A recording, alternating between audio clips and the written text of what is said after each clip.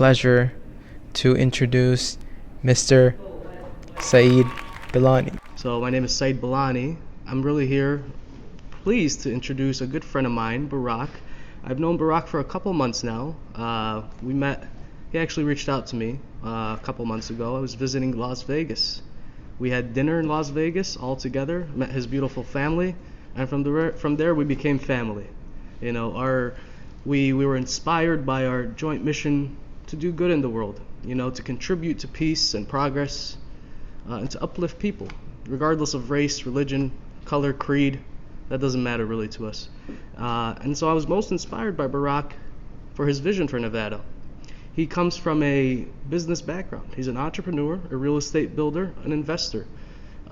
He's contributed all his life to the private sector and as a job creator. You know, job creation is the center of the American economy.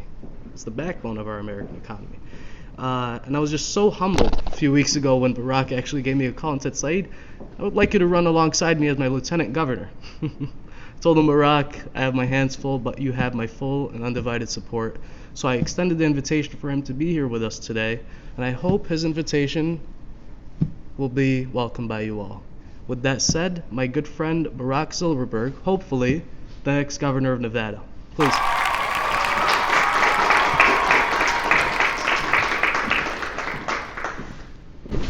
Thank you, Saeed. Of course, my brother. Thank you. Ladies and gentlemen, it's an honor here to be in presence in Georgetown University, where academics is at its excellence, and I'm just very honored. I, as far as never attended university, I'm a high school graduate, but I've chosen a trade. And with my trade, I started in plumbing from the roots, from nothing. You know, maybe with a credit card and $3,000 as a line of credit on my credit card, literally. But I have learned academically on the field as to what are the functions are and the anatomy of the plumbing sector. So I've learned plumbing. And out of that was my vehicle to make money. Now, as a child, as a kid, I always, let's back up a little, I'm sorry, I'm a little ahead of myself. As a child, it was understood that I would have to be self-sufficient and make my own money. My father at age 13, he had mentioned that if you want something, you go out and work. So I had this drive and this hustle since I'm a kid, and I was selling auto shades in the corners of streets. I was babysitting. I was working in a gas station, and what really thrived me is interacting with people and helping people and communicating with people with all races, colors, origins, nationalities, everybody across the board. I have a connection with everybody, and I look at everybody as a person, not as far as I mentioned, any creed, color, what have you. And I have learned so much working in a gas station. I actually used to close shifts at age 15 and a half. That's how I learned accountability. 15 and a half years old, I was working 14 hours in a gas station, endlessly closing 2 shifts in the gas station so that the numbers and the accuracy of numbers are in line. So my boss doesn't slip and say, hey, what happened? Why are we missing money here? So everything was in place and in line, and I was very responsible at a young age. Furthermore, I've learned, again, let's speed up, I've learned plumbing, and through plumbing I've learned entrepreneurship and how in making a business out of my knowledge in plumbing, and that interpreted into a business. And I've had 150 employees. I was delegating in office in regards to, I had a person in accounting, I had a person that was collecting the money, which is the payables, and in production. So I had divisions in my company, and furthermore, I was delegating to all my employees out there. And we're having constant meetings and discussions on how to improve and how to achieve greatness. I am successful. I always have been successful, very passionate, and with that, I've achieved. And as an adolescent, I was smart enough that my parents were. They were enabling me to live in their house, and they were paying my rent, food, so I was able to achieve and saving my money. By saving my money, I also, as far as initiated a credit card, which credit is very important. In other words, everybody should, as far as be at the best credit status. In order to do that, instead of paying cash, pay with a credit card, and every month you pay off your bill. You know, you don't incur those 22% finance charges, and what have you. Save your money, and I believe everybody should be a homeowner. Each and every individual should own their own asset. I would like to thank the University of Georgetown for their wonderful invitation for Barak Zilberberg, a candidate for Nevada 2022.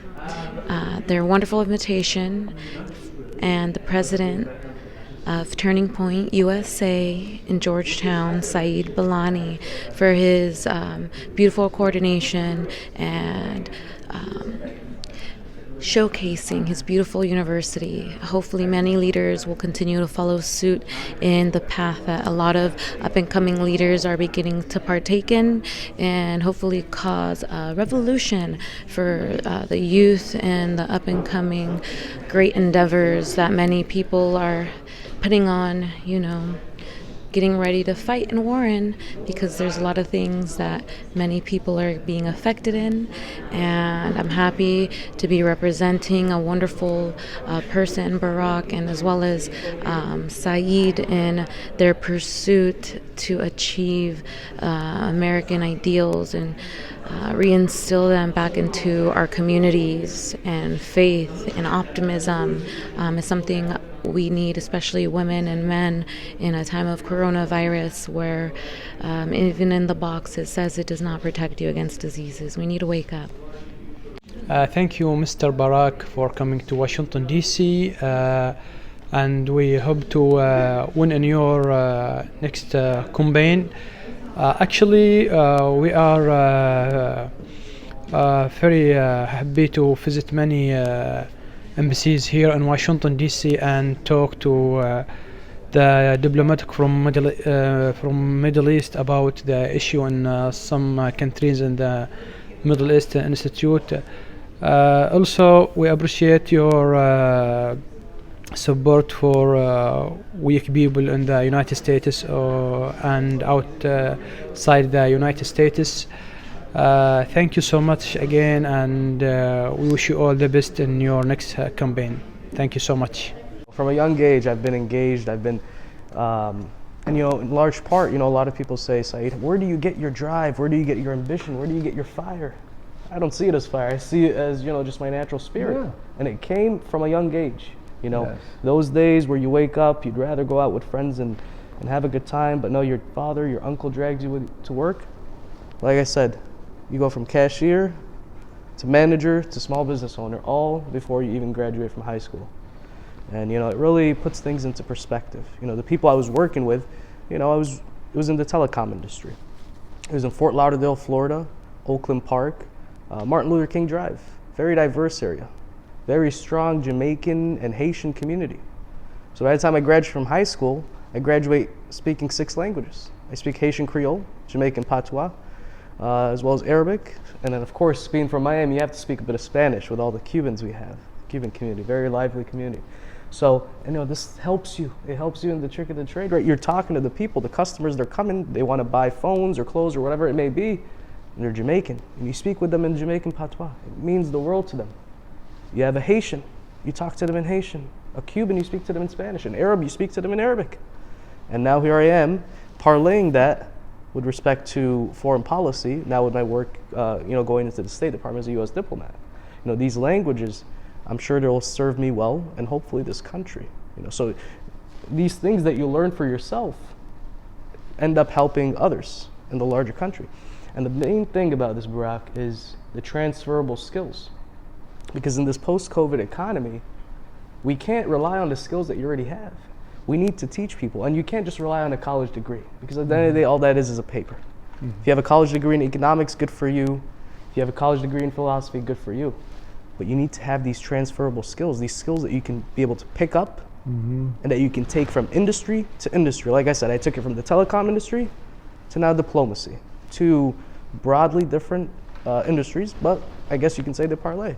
So it's about transferable skills, and we need to give that, Barak. You need to imbue that into the community, particularly the youth. Yes. Because that's when they're most impressionable, right? Yes. They absorb like a sponge too. They absorb like a sponge. Yeah, Give them the languages. Yeah. And so with should you become governor, God willing, you with respect to your education plan, we need education reform. We need it badly. I mean, it's problematic, folks. And I may be going on a tangent here. Forgive me, but we are world renowned for our higher education. We have some of the best colleges and universities in the world. Mm-hmm. Harvard, Georgetown, many of you here, George Washington as well, I'm not going to forget you. But our high schools are failing. They're poor. I mean, it's sad. It's sad. Yeah. Our global might is our economy, a $20 trillion economy. Look at the other schools across the world. They're beating us bad. Yeah. And these are, like you said, they absorb like a sponge. They're impressionable youth. Yeah. This is when you're a youth, that determines your future. Whether you go down the right path, as a righteous citizen, as a person who will contribute to society, or as someone who will, veer off and not follow the righteous path, right? It's too late once you're in college. So, particular, with respect to secondary school, we need to ensure that we have a quality education, and especially in communities that have been underserved for far too long. Yeah. I've been going into, here in Washington, D.C., we're here in Georgetown, one of the most privileged communities in Washington. But you go out to Ward 6 and 7, you have schools where to enter the school, you have electromagnetometers. It's as if you're walking into prison. And that's sad. That's a sad reality for our students. It's like we're preparing them to go to prison. That's the wrong mindset to have. We need to change our educational system. We need to revitalize the infrastructure that lies within. We need to inspire the youth, to give them the idea that they could achieve what they need to. Unfortunately, I go there every Friday to tutor and mentor these kids. Kids to College is the program here in the Multicultural Equity Center. And to give them, the idea that you can go to college. Many of these kids, their parents don't go to college. They don't have the opportunity, unfortunately. Yeah. And they tell me, I could never go to college. I'm not college material. Well, that's wrong. The college needs to become your material. They need to build themselves around you, not you around them. And so we need a lot of work to do in education. Barak, that's my passion. I tell you all about it all the time. And then you know what? It also starts within you. Everything starts within yourself. You all need to identify your talents and who you are and what your passion is. And it starts with you. It's within. And you also, nobody discourages anything toward you. You just discourage yourself. And if you say, I can't do this, you're just simply not going to do it. But if you say, I can do this, and the ways of thinking in positive aspects only, you will do it. And you will achieve it. And that's how you get across. That's how you achieve success. It's all in the mind. Everything is in the mindset. It's in the mindset. Yeah. If you imbue at a young age especially, that you can change, you can contribute. We don't need these people, these elder folk, wagging their fingers. No, you're too young, you don't know what you're talking about. Go back to school, stay in school. No, you look at people on the Hill. You have Alexandria Ocasio-Cortez or Madison Cawthorn. These are people in their 20s, millennials. And all- they're stepping up to Yeah. do something, regardless of their politics. I gave you someone on the left and the right, just so you don't, quote me on that. But you have people who are, sacrificing their, private sector salaries, however that they could make, wonderfully, like, as Barak said, or, just to go into the public sector to contribute to society, to put themselves aside for the sake of their communities and their country. Yeah, I don't like is, I don't know, I tell you, a lot of leaders have promised everybody the world just to get the vote. I don't think that's right. I think if you promise something, you must deliver what you promise. And if you don't deliver what you promise, then you shouldn't promise. Simply like that. So whatever I promise, I will definitely deliver, and I will not give up. I will work tirelessly and endlessly for the goals and the achievements of my promises made into realities, and that's what I like to do.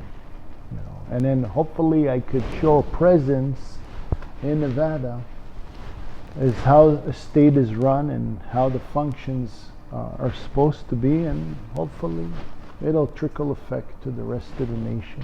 And once I prove myself, hopefully one day I could be in Pennsylvania Avenue in the White House as well. That would be my honor and my privilege to serve all of our beautiful people in this nation. And furthermore, the world, and achieving harmony and peace. And this is how we collaborated, me and Saeed, is the functions of peace. Peace. Love. Togetherness. Embrace. Respect. Honor. And that's the beauty of our nation here at the United States of America. Alex? I guess I wanted to direct my next question to Saeed. What are your thoughts on critical race theory in school? I know we've touched on this before earlier in the conversation, but I just wanted to hear from you. Sure. With respect to critical race theory, I think it's problematic, to be teaching. We should never forget our past, right? Because when you forget your past, you're destined to repeat it, and especially our darkest past, right? And we all have a dark past, right? I think America is a wonderful country. I believe in American exceptionalism. But America has a dark past, just like any other country in the world, and we should teach about it. But at the same time, critical race theory, the way it's being implemented and instructed, it is creating divisions. It is creating an inferiority complex with one race and a superiority complex with the other. The idea is to bring people together. We need to teach about the past of slavery and racism. It's very important, otherwise we will repeat it. But at the same time, we can't instruct about it in such a way to where it will turn people against each other. And the way it's being implemented is, one race is superior, one race is inferior, and this race is out to get the other race, and that's deeply problematic, folks. So if it's implemented in the right way, then I don't see a problem with it. But I see now there's a big problem going around this country where it's being implemented in a way where it's creating tension amongst kids. And again, we just talked about how kids are vulnerable. They're innocuous, they're learning. So if you tell them a person of this race doesn't like a person of this race because something that happened 300-400 years ago, then they're going to learn to create a resentment in them. Even if you don't directly do it, it will indirectly be planted, these seeds of resentment. And so that's problematic. I think we should teach kids to love each other. Yes. To teach of the past, but to understand that we are now a united country. Yes. Anyone can achieve the American dream, should you put your mind, your heart, and your hard work towards it. Yeah, I tell you, I was over in Clark County school district. I was present there, and they had a hearing, and I've heard, it was an adolescent Black American girl addressed and voiced herself to the board. And she mentioned that she had to go to school and she heard bullying and racial slurs because of her skin color, which is wrong.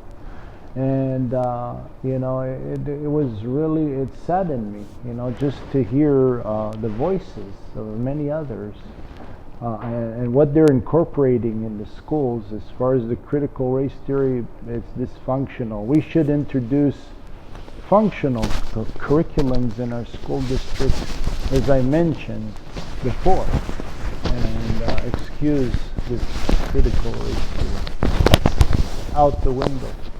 For sure. Thank you. I just want to direct another question towards Saeed. I was just wondering, as a first-generation student with all the odds stacked against you, how do you achieve your American dream, and how can others do the same? Thank you. Really, it's troubled me when people say that that America is an unfair society. That despite the odds, what measures a man is, when a man is knocked down, their ability to get up. When their back is against the wall, their ability to get up. I immigrate from Lebanon. I wasn't even born in this country. I'm an American by choice. My family came to this country just like any other family in pursuit of the American dream. I would say I'm still in pursuit of that American dream. So we emigrated from Lebanon as political asylees. And here we are, and I will tell you, I'm still acquiring my American dream. I've gone on to study at Georgetown, student education at Harvard, and here I'm here at Georgetown again for another master's degree. Teaching at Harvard and doing all this, and I'll be entering the State Department as a Foreign Service officer, as a U.S. diplomat. And essentially, as a diplomat, you're representing the United States of America. Mm-hmm. You are a diplomat of the American people. So to come as an immigrant, much less a political asylee on the run for political persecution, to now representing the people of the United States. I mean, I had nothing handed to me, candidly speaking. I was very fortunate from a young age. Like I said, it was my ability to, work hard. That's all I tell you. I'm not smarter than any one of you. In fact, many of you may be smarter than me. Mm-hmm. It's not about intelligence. Mm-hmm. It's about hard work. Mm-hmm. And I'll tell you, I'm the hardest worker. All the work, anyone, all hard work. No matter who it is.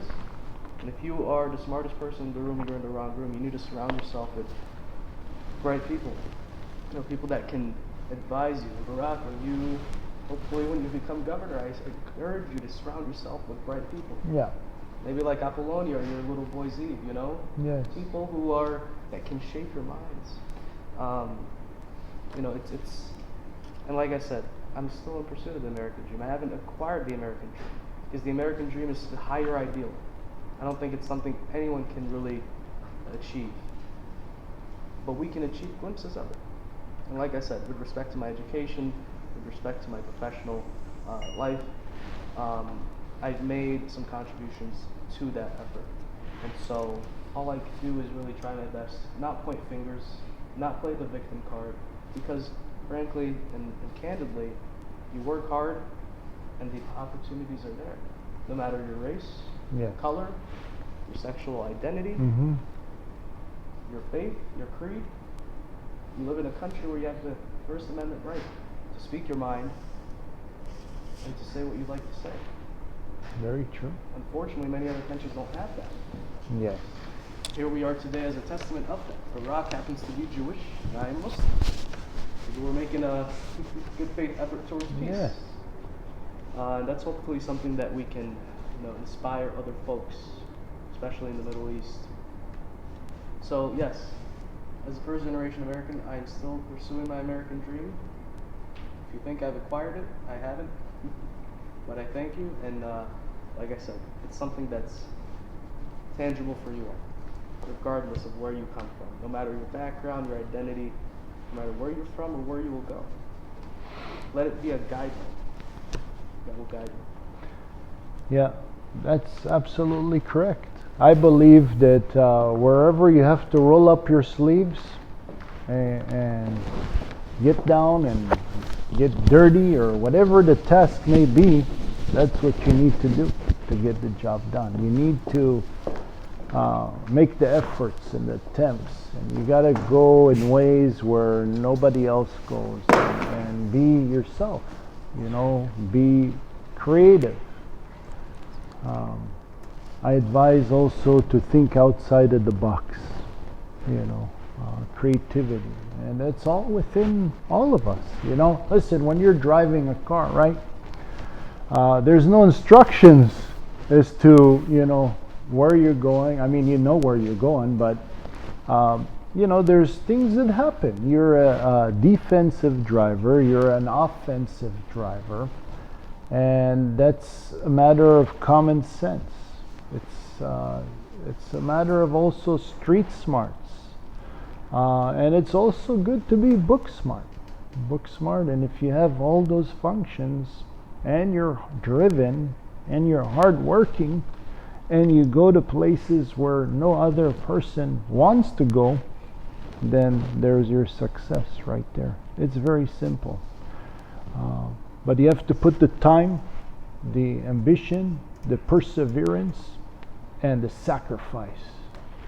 There's always sacrifice in doing what you do, but you have to love it, and you have to give it all at what you're doing. And don't look ever left, and don't ever look right. Look at your prize. As they say, eye on the prize, eye on your goal. Regardless of what's going on, you're focused, you're determined, and you will get there. There's no question. And the last couple minutes, if there are any questions, please. For Barak or I. What advice would you guys give to people looking to follow in your footsteps, both in public service and foreign service? Well, public service, you have to really, really give from yourself, your heart, and your inners, and it's never the interest of yourself. It's always the interest of others and people.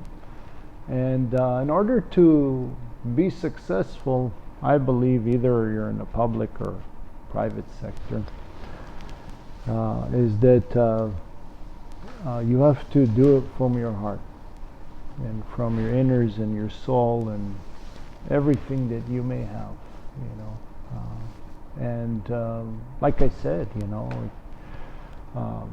the integrity and the honor and the respect for each and every one is very important, and bringing people together is also very important, and identifying how to achieve your dream and where you'd like to go. And you need to have the right people and as far as move forward and achieve it with others as well, because it's a team effort.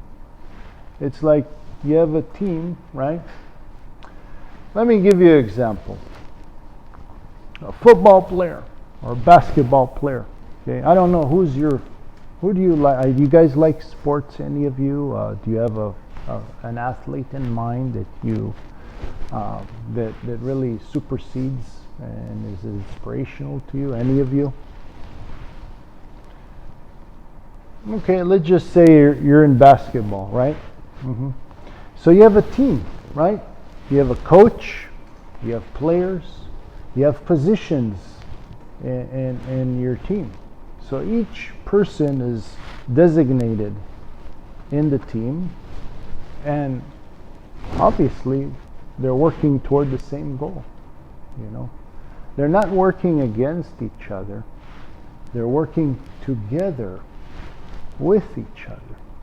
So obviously you're playing ball, right? You're dribbling or what have you. You're going to look for your teammate, your player, and shoot the ball to your players. You're not going to obviously throw the ball to the other team, because you're within your team. So it's all teamwork, and in a team and everything. Even I'm talking to you in a team, but even in a business, You know, if you are looking to upstart your own business and you want to go ahead and enter entrepreneurship, you need to also identify, you know, your teammates. Who do you like to be in your team, and who would be the best position and function for that particular task? And this way everything functions very smoothly and neatly, and everybody works towards the same goal. Same thing in public servant. As a public servant, you must have the right cabinet of people. And the way I want, as far as have a cabinet, is I want to have a diverse cabinet where I have all ethnicities as Americans in my cabinet. So if there's an outreach to a certain community, or a certain, as far as diversity in our community, we have that outreach. We have the outreach available to all the communities, so that we could bring it on together, and we're a team. And that's what I like to do. So you partly answered the question in your question. You said, how do you become an effective public servant? And in the foreign service as well. With respect to public service, you engage the public. Go out and listen to the public. See their concerns, hear their concerns. Yes. See their needs. See how you can fit into those. Right? You need to understand what the public want. Because at the end of the day, it's not about you. It's not about your party. It's about the public and their needs. Whether you're running for Congress or a governor or the president of the United States or whatever it may be, serve the needs of the public. Get out there, even from a young age. Right? Understand. Even if it's talking to people, talking to your mom, your dad, your family, your brothers, your sisters, your cousins, your uncles.